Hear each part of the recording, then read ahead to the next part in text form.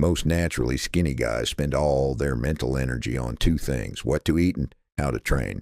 They track calories, they optimize their sets, they research exercises, and they still don't grow. Here's the variable they're ignoring: recovery. Specifically, the fact that muscle is not built during training. It's built during the hours after training.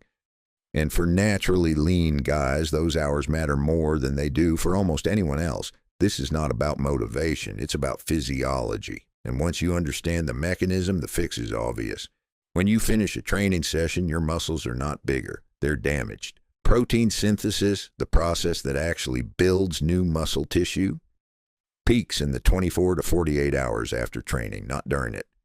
The gym creates the signal, recovery delivers the result. For naturally lean guys, this window is both more important and more fragile than it is for people who gain easily. Here's why. Ectomorphs tend to run higher baseline cortisol relative to anabolic hormones like testosterone and IGF-1. Cortisol is a catabolic hormone. It breaks tissue down. When recovery is poor, cortisol stays elevated. When cortisol stays elevated, the anabolic signal from your training gets partially canceled before it can produce growth. This is why you can do everything right in the gym and at the table and still not grow at the rate your effort deserves. The problem isn't the training. It isn't the food. It's what's happening or not happening in between. Sleep is where this becomes concrete. During deep sleep, your body releases the majority of its daily growth hormone output. Not supplements, not anything you can inject or buy. The hormone your body already produces for free every night, if you give it the conditions to do so. For a naturally lean lifter, cutting sleep from 8 hours to 6 doesn't just make you feel tired. It measurably reduces growth hormone secretion, elevates cortisol, and slows protein synthesis. You are literally trading muscle growth for the extra 2 hours you're awake.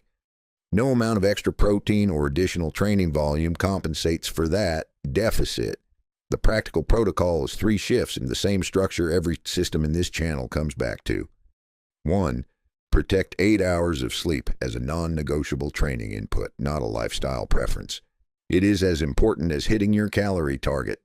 If you're consistently under 7 hours, you are leaving the most significant anabolic stimulus you have on the table every single night. 2. Manage the 90 minutes before sleep. Cortisol is suppressed by darkness, coolness, and low stimulation.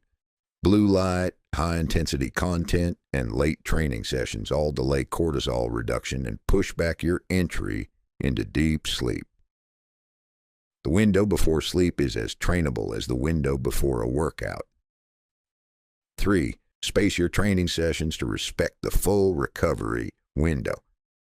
For naturally lean guys with higher cortisol baseline, training a muscle group before it has fully recovered from the previous session adds stress to a system that hasn't finished responding to the last signal.